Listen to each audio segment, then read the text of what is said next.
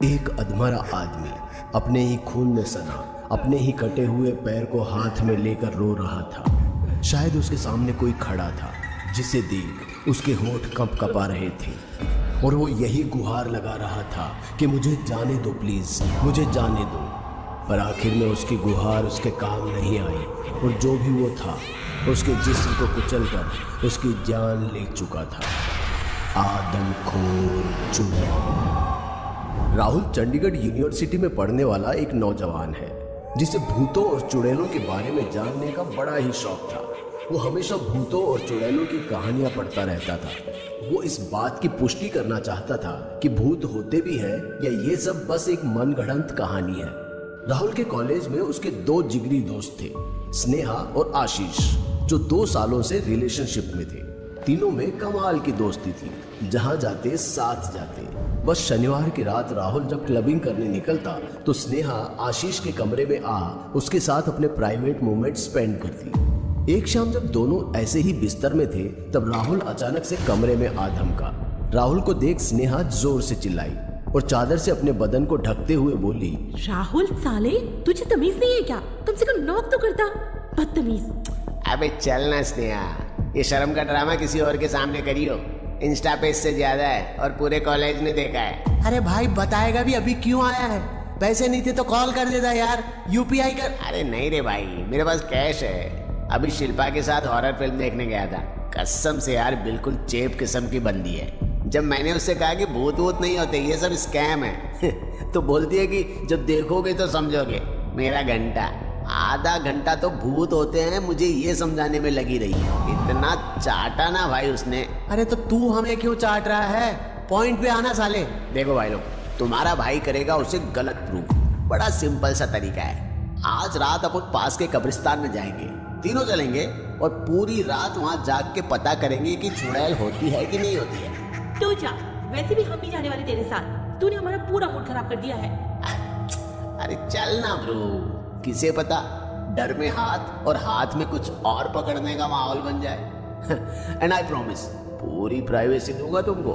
स्नेहा और आशीष राजी हो गए। जैसे ही रात हुई तीनों कब्रिस्तान के पास पहुंच गए। राहुल अंदर चला गया और राहुल के दोस्त वहीं कब्रिस्तान के बाहर उसका इंतजार करने लगे।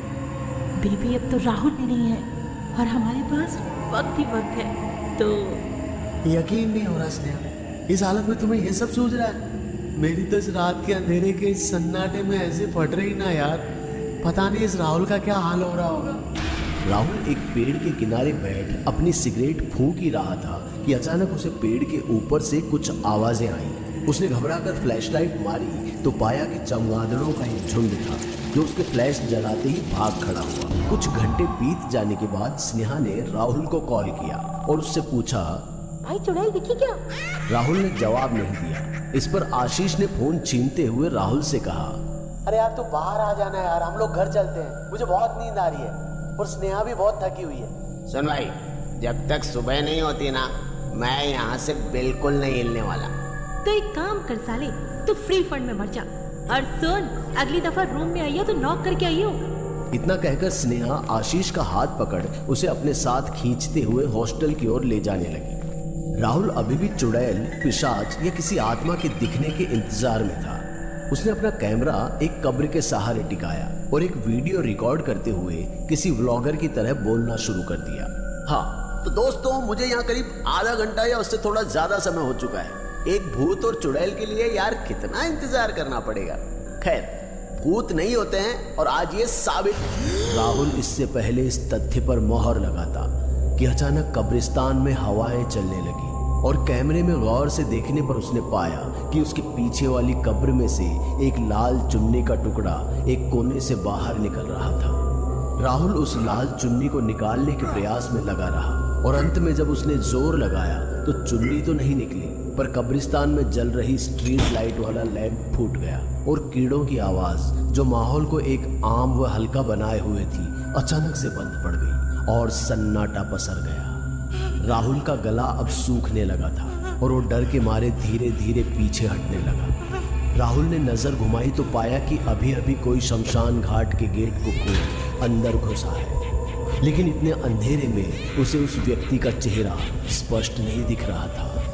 राहुल एक एक कदम सावधानी से कब्रिस्तान के गेट की ओर रख ही रहा था कि अचानक लालटेन लिए एक औरत उसके चेहरे के सामने आ खड़ी हुई। राहुल एकदम से उसे देखकर डर गया और गिरते हुए मम्मी मम्मी चिल्लाने लगा। फिर जब राहुल ने होश संभाला और ठीक से देखा तो पाया कि एक पीली साड़ी वाली कमसिन सी जवान लड़की उसके सामने खड़ी है, जिसकी साड़ी जरा घुटने के पास से भीगी हुई थी। मगर राहुल की नजर अगर आप चाहते हैं आईफोन खरीदना और महंगे गाड़ियों में घूमना तो आपके सपने पूरे हो सकते हैं बस एक क्लिक में। इसके लिए बस आपको जाना है 96in.com पर, जो है इंडिया का नंबर 1 बैटिंग प्लेटफॉर्म, जहां आपको मिलता है ग्लोबली ट्रस्टिंग बैटिंग ब्रांड्स के साथ खेलने का मौका, साथ ही वीआईपी ट्रीटमेंट भी। इसमें मिलते हैं 5000 स्पोर्ट्स, जिसके हर दाव पर आपको मिलेगा 30,000 तक का 501% फिक्स बोनस, और अगर आप गेम में हार भी जाते हैं तो भी आपको मिलेगा 12% तक का कैशबैक। इसके बाद भी अगर आपको लगता है कि आप एक और दाव से इस गेम की बाजी पलट सकते हैं तो इसके लिए भी आपको मिलता है 12% तक का कैशबैक। मतलब आप हारे या जीते, आपका कैशबैक पक्का है। तो ज्यादा से ज्यादा कैश जीतने के लिए अभी खेले 5000 से भी ज्यादा गेम्स सिर्फ 96in.com पर। तो अभी विजिट करें। उसकी शक्ल से ज्यादा उसकी कमर पर थी। मेरी आंखें यहाँ ऊपर हैं। हाँ नहीं मैं वो कुछ और सोच रहा था। तुम कौन हो वैसे? मैं निर्मला तोमर, मेरी सहेली, जिसकी कब्र पर आप चिपक कर बैठे हैं। इस पर हर शुक्रवार की रात मैं फूल चढ़ाने आती हूँ। माफ कीजिएगा, पर कैसे हुई थी इनकी मौत? आशीष और स्नेहा सिगरेट फूंकते हुए अपने हॉस्टल की ओर जा ही रहे थे कि अचानक उन्हें अपने पीछे से घुंघरू की आवाजें आने लगी। पहले तो दोनों को लगा कि ये उनके मन का वहम है, पर बढ़ती आवाज ने दोनों को ऐसा चौंकाना शुरू किया कि दोनों ने एक ही क्षण में दौड़ने का तय कर लिया और बेसुध हो अपने हॉस्टल की ओर दौड़ने लगे। आशीष पूरी जान लगाकर दौड़ ही रहा था कि अचानक किसी ने एक छड़ी से उसके सीने पर वार किया और वो धड़ाम से जमीन पर आ गिरा। उसे गिरा देख स्नेहा भी रुक गई और अपने सामने खड़े एक आदमी को देख ऐसे चीखी मानो उसने कोई भूत देख लिया हो। मगर ये शख्स कोई भूत नहीं था, बल्कि दरगाह से आया एक पीर बाबा था, जिसकी छड़ी पर बंधे हुए घुंघरुओं से ही वो आवाज आ रही थी। कब्रिस्तान में तुम दोनों पर मेरी नजर थी। क्या करने गए थे तुम दोनों वहाँ? हाँ, हम तो बस वहाँ बाहर खड़े थे। अंदर तो हमारा दोस्त राहुल गया था। बाबा, राहुल बस सुबह तक उधर रहेगा, फिर लौट आएगा। उसे बस इतना जानना है कि क्या भूत डायन चुड़ैल सचमुच होती है या नामाकुल। तुम जानते भी हो तुमने किस खाई में अपने दोस्त को झोंक दिया है। आज जुम्मे की रात है, वो जरूर आएगी और तुम्हारा दोस्त जिंदा नहीं लौटेगा, वो उसे मार डालेगी। और कौन मार डालेगी हमारे राहुल को बाबा? बोलिए ना बाबा। उसका नाम निर्मला है, मगर उस कब्रिस्तान के करीब रहने वाले लोग उसे आदमखोर चुड़ैल के नाम से जानते हैं। पिछले 3 महीने में वो 16 मर्दों को मार चुकी है, मगर वो पहले ऐसा नहीं करती थी। आज से 2 साल पहले निर्मला और शबनम भी तुम दोनों की तरह पढ़ती थी। दोनों में बहुत प्यार था। साथ पढ़ते पढ़ते एक दिन उनकी जिंदगी में मोहन आ गया, जो शबनम से बहुत प्यार करने लगा। शबनम भी उसके प्यार में गिरने लगी। एक शाम जब शबनम मोहन के घर पर थी, तब मोहन ने रात के गहरे सन्नाटे में अपने प्यार का इजहार शबनम से कर दिया। शबनम भी मोहन से प्यार तो करती थी, लेकिन कहने से डरती थी, क्योंकि उसके अब्बा एक कसाई थे। शबनम को डर था कि कहीं उसके अब्बा को इस बात का पता चला तो वो मोहन के टुकड़े टुकड़े कर देंगे। पर मोहन ने उसे दिलासा देते हुए कहा कि वो उसे कुछ नहीं होने देगा और जरूरत पड़ी तो वो उसके साथ मुंबई भाग जाएगा। ये सुन शबनम की आंखों में खुशी के आंसू छलक आए और दोनों ने एक दूसरे को अपनी बाहों में भर लिया। शबनम रात में कब्रिस्तान के बाहर मोहन के आने का इंतजार कर रही थी कि मोहन कब आएगा। उसने मोहन की खबर लेने के लिए उसे कई बार फोन भी किया, मगर उसका फोन नहीं लग रहा था। तभी एक बच्चा शबनम के पास एक चिट्ठी लेकर आया, जिस पर मोहन का नाम लिखा था।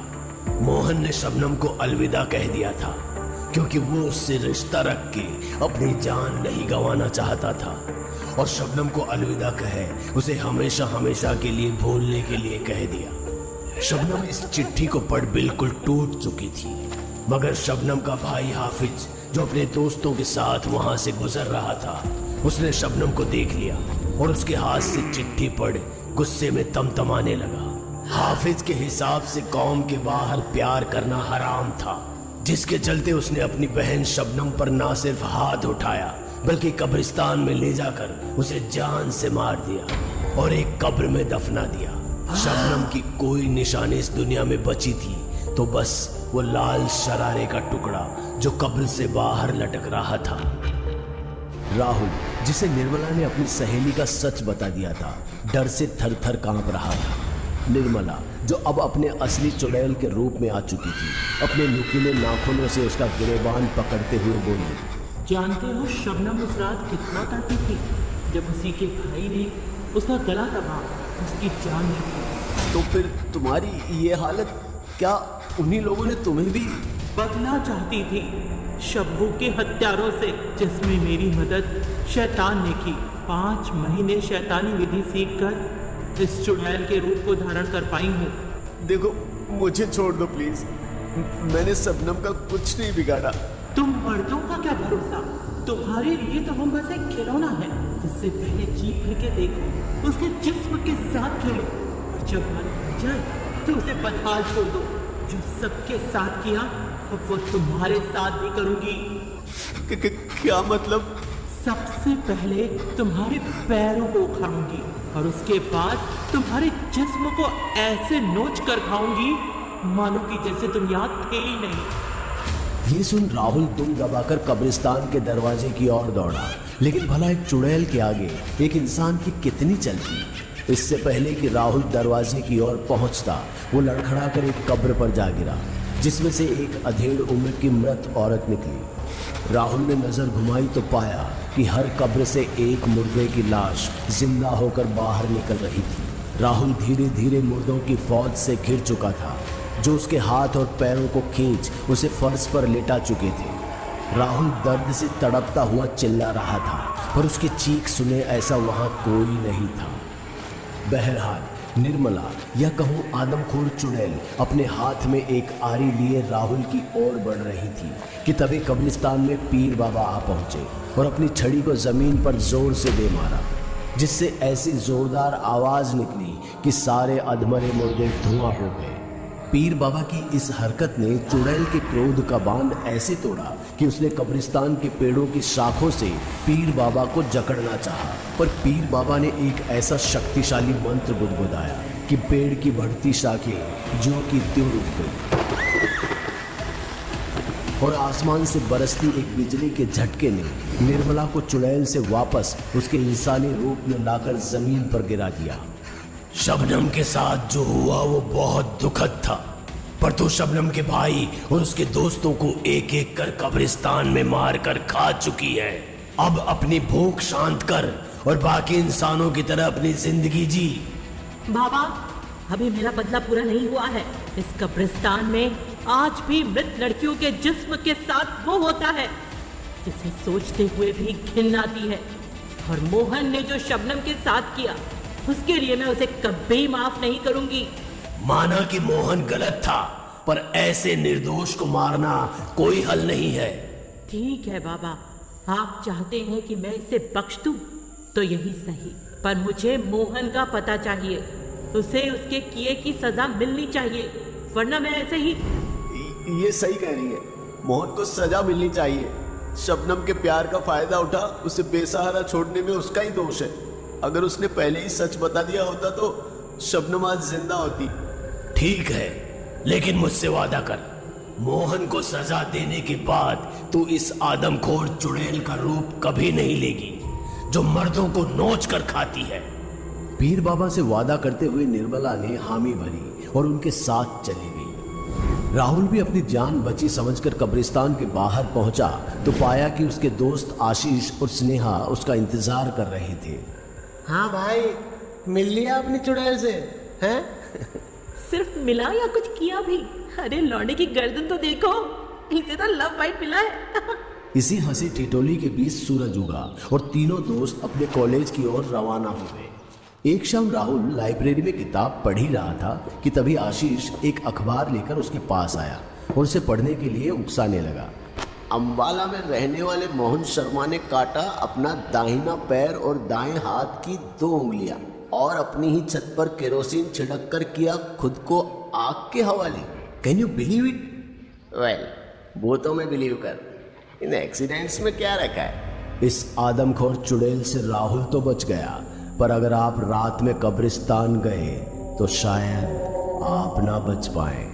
सावधान रहें और अंधेरी रात में भूतों की तलाश में ना निकले, वरना अगले मोहन आप भी हो सकते हैं।